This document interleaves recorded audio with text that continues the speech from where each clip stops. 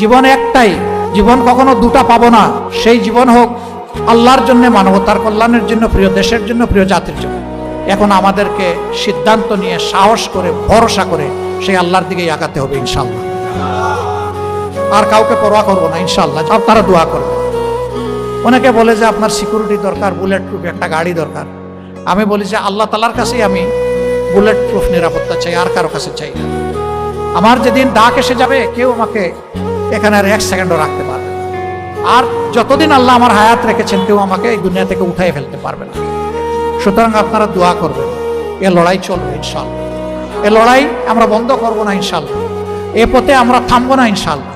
আমাদের সামনে হিমালয় পর্বত দাঁড়ায় গেলেও আল্লাহ তাআলার শক্তির সাহায্যে সেই হিমালয় পর্বত আপনাদেরকে, জাতিকে সাথে নিয়ে ইনশাআল্লাহ আমরা টপকাবো।